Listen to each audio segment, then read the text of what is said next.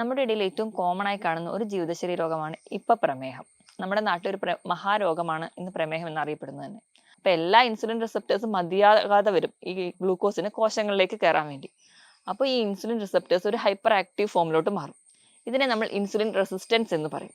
ഈ insulin resistance ആണ് വീണ്ടും നമ്മളൊരു പ്രമേഹ രോഗിയിലോട്ട് മാറ്റുന്നത്. വേണ്ടത്ര സ്ട്രെങ്ത് ഇല്ലാത്തത് കൊണ്ട് തന്നെ നമ്മുടെ റെട്ടിനേനെ അല്ലെങ്കിൽ നമ്മുടെ കാഴ്ചയെ സഹായിക്കുന്ന റെട്ടിനേനെ അത് പിടിച്ച് പുറകോട്ട് വലിക്കും. അങ്ങനെ റെട്ടിനയ്ക്ക് മൊത്തത്തിൽ ഒരു ഡിസ്പ്ലേസ്മെന്റ് ഉണ്ടാവും. അത് നമ്മുടെ കാഴ്ചയെ ബാധിക്കുന്നുണ്ട്. പക്ഷേ ഡയബറ്റിസ് എന്ന് പറയുന്ന ഒരു രോഗം എന്ന് പറയുന്നത് നമ്മളെ ഉള്ളിൽ ഇങ്ങനെ കാർന്ന് തിന്നുന്ന ഒരു രോഗമായതുകൊണ്ട് തന്നെ നമ്മൾ ഫാമിലി മൊത്തത്തിൽ വേണം ഒരാൾ പേഷ്യൻസ് ഉണ്ടെങ്കിൽ അവരെ ട്രീറ്റ് ചെയ്യാൻ. ഹായ്, ഞാൻ ഡോക്ടർ പ്രിയ, QNB ഹെൽത്ത് കെയറിലെ ഹോമിയോപ്പതിക് ഫിസിഷ്യനാണ്. നമ്മുടെ ഇടയിൽ ഏറ്റവും കോമൺ ആയി കാണുന്ന ഒരു ജീവിതശൈലി രോഗമാണ് ഇപ്പൊ പ്രമേഹം. നമ്മുടെ നാട്ടിൽ ഒരു മഹാരോഗമാണ് ഇന്ന് പ്രമേഹം എന്നറിയപ്പെടുന്നത് തന്നെ. നമ്മളെ സൈലന്റ് ആയിട്ട് അറ്റാക്ക് ചെയ്യുന്ന ഒരു കണ്ടീഷനാണ് പ്രമേഹം. ഇത്രയൊക്കെ പ്രശ്നങ്ങൾ ഉണ്ടെങ്കിലും നമ്മൾ ഇന്ന് ഒരുപാട് വീഡിയോസ് പ്രമേഹത്തെക്കുറിച്ച് സെർച്ച് ചെയ്യുന്നുണ്ടെങ്കിലും എങ്ങനെ ഭക്ഷണം നിയന്ത്രിക്കാം, ഫ്രൂട്ട്സ് കഴിക്കാവോ, അങ്ങനെ ഒരുപാട് വീഡിയോകൾ നമ്മൾ ഇതിനെപ്പറ്റി നോക്കാറുണ്ട്. ഇത്രയും അധികം നമ്മൾ പ്രമേഹത്തെക്കുറിച്ച് നമ്മുടെ വീഡിയോസ് ഒക്കെ ഉണ്ടെങ്കിൽ കൂടി ഇന്ന് ഒരുപാട് പേര് അത് വലിയ കാര്യമായിട്ട് എടുക്കാറൊന്നുമില്ല. അപ്പം അവര് വീട്ടിൽ തന്നെ പൊടിക്കൈകൾ വെച്ച് ട്രീറ്റ് ചെയ്യാൻ താല്പര്യപ്പെടുന്നവരാണ്. അല്ലെങ്കിൽ ഡയബറ്റിസ് ഉണ്ട് എന്ന് അറിഞ്ഞാൽ വീണ്ടും ഒരു ബ്ലഡ് ചെക്കപ്പിന് വേണ്ടി പോവാത്തവരാണ് കൂടുതൽ ആൾക്കാർ. അതുകൊണ്ട് തന്നെയാണ് പ്രമേഹം മൂലം ഒരുപാട് കോംപ്ലിക്കേഷൻസ് നമ്മുടെ നാട്ടിൽ കൂടി വരുന്നത്. അതിന് ഏറ്റവും വലിയ ഉദാഹരണം എന്ന് പറഞ്ഞാൽ ഡയാലിസിസ് യൂണിറ്റുകൾ ദിവസം പ്രതി കൂടി വരുന്നതാണ്. അപ്പോൾ ഇന്ന് ഈ വീഡിയോയിലൂടെ നമുക്ക് പ്രധാനമായിട്ടും പ്രമേഹം മൂലം ഉണ്ടാകുന്ന കോംപ്ലിക്കേഷൻസ് നോക്കാം. നമ്മുടെ ടോപ്പിക്കിലേക്ക് വരുന്നതിന് മുമ്പ് നമുക്ക് പ്രമേഹത്തെ പറ്റി ഒരു ഇൻട്രൊഡക്ഷൻ നോക്കാം. പ്രമേഹം എന്ന് പറയുന്നത് നമ്മുടെ രക്തത്തിൽ ഷുഗറിന്റെ അല്ലെങ്കിൽ ഗ്ലൂക്കോസിന്റെ അളവ് കൂടി നിൽക്കുന്ന അവസ്ഥയാണ് പ്രമേഹം.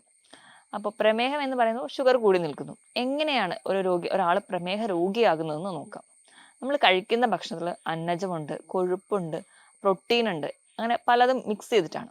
നമ്മൾ കഴിക്കുന്ന ഭക്ഷണത്തിലെ അന്നജം അത് ഡിവൈഡ് ചെയ്ത് ഗ്ലൂക്കോസിന്റെ ഫോമിലോട്ടാവും.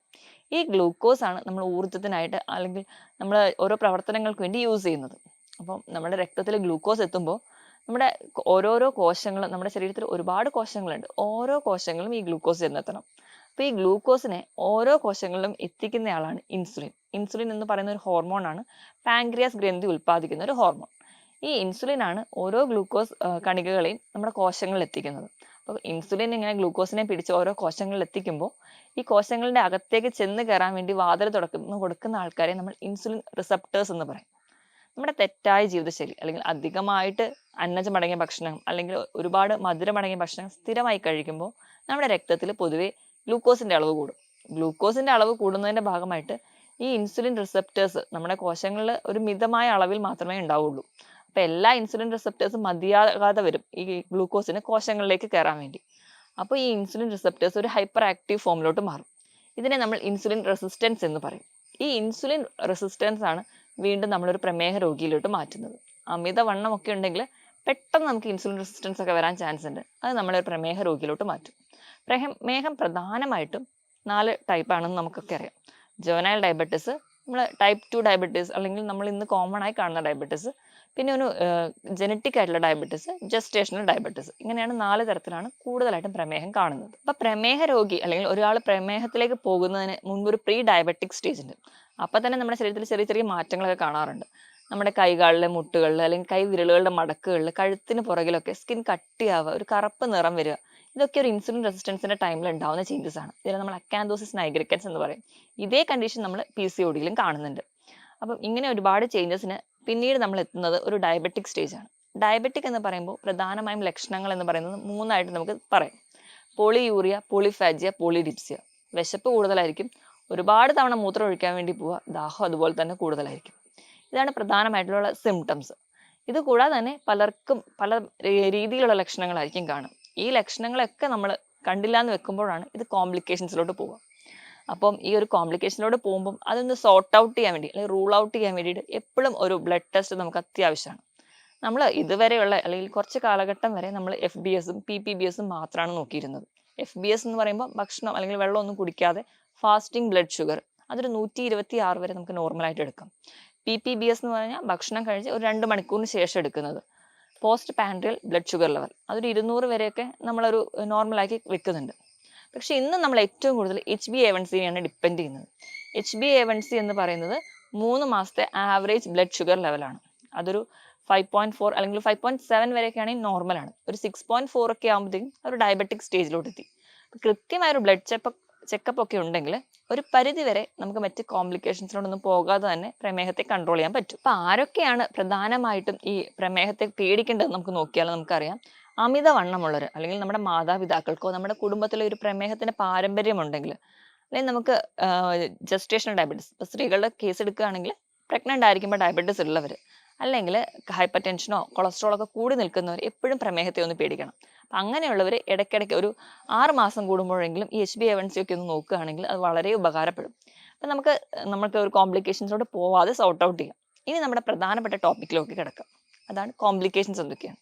അപ്പം ഈ പ്രമേഹ രോഗികളുടെ കോംപ്ലിക്കേഷൻസ് എടുക്കുകയാണെങ്കിൽ പ്രധാനമായും 2 ടൈപ്പ് കോംപ്ലിക്കേഷനാണ് കാണിക്കാറ്. ഒന്നാമത്തേതെന്ന് പറഞ്ഞു കഴിഞ്ഞാൽ അക്യൂട്ട് ആയിട്ടുള്ള കോംപ്ലിക്കേഷൻസ്. രണ്ടാമത്തേന്ന് പറഞ്ഞാൽ ക്രോണിക് അല്ലെങ്കിൽ ദീർഘകാലമായിട്ട് നീണ്ടു നിൽക്കുന്ന കോംപ്ലിക്കേഷൻസ്. നമ്മൾ അക്യൂട്ട് ആയിട്ട് എടുക്കുന്ന കേസിൽ ഫസ്റ്റ് വൺ എന്ന് പറയുന്നത് ഹൈപ്പോഗ്ലൈസീമിയാണ്. പ്രമേഹമല്ല എൻ്റെ പ്രശ്നം, അതുകൊണ്ട് ഭക്ഷണം ഒന്നും കഴിക്കണ്ട, ഇൻസുലിൻ കൃത്യമായിട്ട് അങ്ങ് എടുത്താൽ മതി എന്ന് ചിലരങ്ങ് തീരുമാനിക്കും. അതിൻ്റെ ഭാഗമായിട്ട് നമ്മൾ അധികമായിട്ട് ഇൻസുലിൻ എടുക്കുകയും വേണ്ട രീതിയിൽ ഭക്ഷണം പ്രോപ്പറായി കഴിക്കാതെ വരികയും അങ്ങനെ വരുന്ന കണ്ടീഷനിൽ പെട്ടെന്ന് നമ്മുടെ ഗ്ലൂക്കോസ് ലെവൽ കുറഞ്ഞു പോകും. ഇത് നമ്മുടെ ഹൈപ്പർ ഗ്ലൈസീമിയേക്കാളും വളരെ ദോഷം ചെയ്യുന്ന ഒന്നാണ് ഹൈപ്പോഗ്ലൈസീമിയ. പെട്ടെന്നുണ്ടാകുന്ന ഒരു ഷോക്കിലേക്ക് വരെ പോകാൻ ഹൈപ്പോഗ്ലൈസീമിയ കാരണമാകും. അപ്പം ഏറ്റവും ഇമ്പോർട്ടൻ്റ് ആയിട്ടുള്ള ഒരു കോംപ്ലിക്കേഷൻ എന്ന് പറയുമ്പോൾ ഹൈപ്പോഗ്ലൈസീമിയാണ്. ഇത് കൺട്രോൾ ചെയ്യാൻ വേണ്ടിയിട്ട് നമ്മൾ കൃത്യമായിട്ട് ഭക്ഷണം കഴിക്കുക. നമ്മൾ ഒരു ഡയറ്റ് ഫോളോ ചെയ്യുന്നുണ്ടെങ്കിൽ കൃത്യമായിട്ട് ആ ഡയറ്റ് തന്നെ എടുക്കുക. അതിനോടൊപ്പം തന്നെ ഒരു ഡോക്ടറുടെ നിർദ്ദേശപ്രകാരം വേണ്ട രീതിയിൽ ടാബ്ലറ്റോ ഇൻസുലിനോ എടുത്തു കഴിഞ്ഞാൽ ഈ ഒരു കണ്ടീഷൻ നമുക്ക് ഒഴിവാക്കാൻ പറ്റും. പെട്ടെന്ന് തന്നെ വിയർക്കുക, പെട്ടെന്ന് നെഞ്ചിടിപ്പ് കൂടുക, കുഴഞ്ഞു പോകുക, ഭയങ്കരമായ ക്ഷീണം, ഇതൊക്കെ ഒരു ഡയബറ്റിക് പേഷ്യൻ്റ് ഉണ്ടെങ്കിൽ എത്രയും പെട്ടെന്ന് ഒരു കൺസൾട്ടേഷൻ എടുക്കുക, അല്ലെങ്കിൽ ഒരു ഡോക്ടറെ കാണുകയാണ് വേണ്ടത്. കാരണം ഹൈപ്പോഗ്ലൈസീമിയ വന്നിട്ടുണ്ടെങ്കിൽ ഡെത്ത് വരെ സംഭവിക്കാൻ വളരെ ഈസി ആയിട്ട് നടക്കുന്ന ഒരു കാര്യമാണ്. ഇനി രണ്ടാമത്തെ കോംപ്ലിക്കേഷൻ എന്ന് പറഞ്ഞാൽ കീറ്റോ അസിഡോസിസ് ആണ്. കീറ്റോ അസിഡോസിസ് എന്ന് പറഞ്ഞു കഴിഞ്ഞാൽ ഈ പ്രമേഹ രോഗികളിൽ പെട്ടെന്ന് ഗ്ലൂക്കോസ് കുറയും. ഗ്ലൂക്കോസ് ആണ് നമ്മുടെ ശരീരത്തിൽ ഊർജ്ജം നൽകുന്നത്. ഗ്ലൂക്കോസിന്റെ അളവ് കുറയുന്നതിന്റെ ഭാഗമായിട്ട് നമ്മുടെ ശരീരത്തിലെ കൊഴുപ്പിനെ ഊർജ്ജത്തിന് വേണ്ടി ഡിപ്പെൻഡ് ചെയ്യാൻ തുടങ്ങും. ഇങ്ങനെ കൊഴുപ്പ് ബ്രേക്ക് ഡൗൺ ചെയ്യുമ്പോൾ കീറ്റോൺ എന്ന് പറയുന്ന ഒരു കോമ്പൗണ്ട് ആണ് ഉണ്ടാകുന്നത്. ഈ കീറ്റോൺ നമ്മുടെ ശരീരത്തിൽ ഒരുപാട് ഡിപ്പോസിറ്റ് ചെയ്യുക, അല്ലെങ്കിൽ നമ്മുടെ ബ്ലഡിൽ കീറ്റോണിന്റെ അളവ് കൂടുന്നതിന്റെ ഭാഗമായിട്ട് ഓക്കാനം, ഛർദിൽ തുടങ്ങിയ ബുദ്ധിമുട്ടുകൾ നമുക്ക് കാണുന്നതായി കാണാം. ഇതൊക്കെയാണ് കീറ്റോ അസിഡോസിന്റെ ഒരു ലക്ഷണം. അപ്പം ഹൈപ്പോഗ്ലൈസീമിയയും കീറ്റോ അസിഡോസിസും ആണ് അക്യൂട്ടായിട്ട് ഡയബറ്റീസിൽ കാണുന്ന കോംപ്ലിക്കേഷൻസ്. രണ്ടാമതായിട്ട് നമുക്ക് ക്രോണിക് കോംപ്ലിക്കേഷൻസ് അല്ലെങ്കിൽ ദീർഘകാല കോംപ്ലിക്കേഷൻസ് എന്തൊക്കെയാണെന്ന് നോക്കാം. അത് പ്രധാനമായിട്ടും ഉണ്ടാകുന്നത് നമ്മുടെ പ്രമേഹം നമ്മുടെ രക്തക്കുഴലുകളെ ബാധിക്കുമ്പോഴാണ്. അത് 2 തരത്തിലുണ്ട്. ചെറിയ രക്തക്കുഴലുകളെ ബാധിക്കുമ്പോൾ മൈക്രോവാസ്കുലാർ എന്നും വലിയ രക്തക്കുഴലുകളെ ബാധിക്കുമ്പോൾ മാക്രോവാസ്കുലാർ എന്നും പറയാം. അപ്പോൾ നമ്മുടെ കണ്ണിനെയാണ് ഏറ്റവും ആദ്യം ബാധിക്കുന്നത്. അതുകൊണ്ട് നമുക്ക് ആദ്യം തന്നെ നമ്മുടെ കണ്ണിൽ എന്തൊക്കെ ചേഞ്ചസ് ആണ് ഉണ്ടാവുന്നത് നോക്കാം. Diabetic retinopathy. അപ്പം അതിൻ്റെ ഭാഗമായിട്ട് നമ്മുടെ കണ്ണിൽ ചെറിയ രക്തക്കൊഴലുകളെ ബാധിക്കും. ചെറിയ രക്തക്കൊഴലുകളെ ബാധിക്കുന്നതുകൊണ്ട് തന്നെ കണ്ണിന് വേണ്ടത്ര ഒരു ബ്ലഡ് സപ്ലൈ കിട്ടാതെ വരും, നമ്മുടെ കാഴ്ച മങ്ങുന്നതായിട്ട് കാണാം.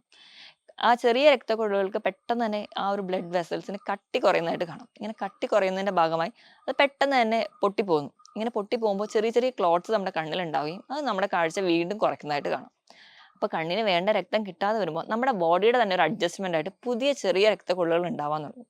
ഇങ്ങനെ പുതിയ രക്തക്കൊഴലുകൾ ഉണ്ടാവുന്നതുകൊണ്ട് ഒരു വേണ്ടത്ര സ്ട്രെങ്ത് ഇല്ലാത്തത് കൊണ്ട് തന്നെ നമ്മുടെ റെട്ടിനേനെ അല്ലെങ്കിൽ നമ്മുടെ കാഴ്ചയെ സഹായിക്കുന്ന റെട്ടിനേനെ അത് പിടിച്ച് പുറകോട്ട് വലിക്കും. അങ്ങനെ റെട്ടിനയ്ക്ക് മൊത്തത്തിൽ ഒരു ഡിസ്പ്ലേസ്മെന്റ് ഉണ്ടാവും. അത് നമ്മുടെ കാഴ്ചയെ ബാധിക്കുന്നുണ്ട്. ഇതല്ലാതെ തന്നെ നമുക്കറിയാം ഡ്രൈവിങ് അല്ലെങ്കിൽ വായിക്കുക, എഴുതുക, ഇതൊക്കെ കുറച്ച് മൈന്യൂട്ടായിട്ട് നമ്മുടെ കണ്ണിന്റെ പ്രവർത്തനം ആവശ്യമുള്ള മേഖലയാണ്. അപ്പോൾ ഇത് പ്രധാനമായിട്ടും നടക്കുന്നത് നമ്മുടെ കണ്ണിന്റെ മാക്യുല എന്ന് പറയുന്ന ഒരു ഏരിയനെയാണ്. അപ്പം ഈ മാക്യുലേനെ ബാധിക്കുന്നതുകൊണ്ട് ഡയബറ്റിക് മാക്യുലോപ്പതി ഉണ്ടാവുന്നുണ്ട്. അവിടെയും അങ്ങനെ ഒരു കോംപ്ലിക്കേഷൻസ് പ്രസന്റ് ചെയ്യുന്നുണ്ട്. ഇതൊക്കെയാണ് പ്രധാനമായി കണ്ണിനെ ബാധിക്കുന്നത്. ഇത് കൂടാതെ തന്നെ ഈ പ്രമേഹമുള്ളവരിൽ കണ്ണിന്റെ പ്രഷർ കൂടി നിൽക്കുന്നത് കാണാം. ഇങ്ങനെ കണ്ണിന്റെ പ്രഷർ കൂടി നിൽക്കുന്ന ഒരു കണ്ടീഷനെ നമ്മൾ ഗ്ലുക്കോമ എന്ന് പറയും. ഇതും നമ്മുടെ കാഴ്ചയെ ബാധിക്കും. അതുകൊണ്ട് തന്നെയാണ് നമുക്കറിയാം ഒരു പ്രമേഹം നിയന്ത്രണമല്ലാതെ പോകുമ്പോൾ മിക്ക ആൾക്കാർക്കും നമ്മൾ പറയുന്നത് ഒന്ന് കണ്ണിന്റെ കാഴ്ച ടെസ്റ്റ് ചെയ്ത് നോക്കുന്നു. മിക്ക ആൾക്കാർക്കും കണ്ണിന്റെ കാഴ്ചയെ ഇത് ബാധിക്കുന്നതായിട്ട് നമുക്ക് കാണാൻ പറ്റും. ഇതൊക്കെയാണ് പ്രധാനമായിട്ടും പ്രമേഹം കണ്ണിനെ ബാധിക്കുമ്പോൾ ഉണ്ടാകുന്ന മാറ്റങ്ങൾ. ഇനി രണ്ടാമതായിട്ട് നമുക്ക് നോക്കുകയാണെങ്കിൽ ഏറ്റവും കൂടുതൽ നമ്മൾ കേൾക്കുന്ന ഒന്നാണ് നെഫ്രോപ്പതി, ഡയബറ്റിക് നെഫ്രോപ്പതി. അതായത് നമ്മുടെ കിഡ്നീനെ ബാധിക്കും.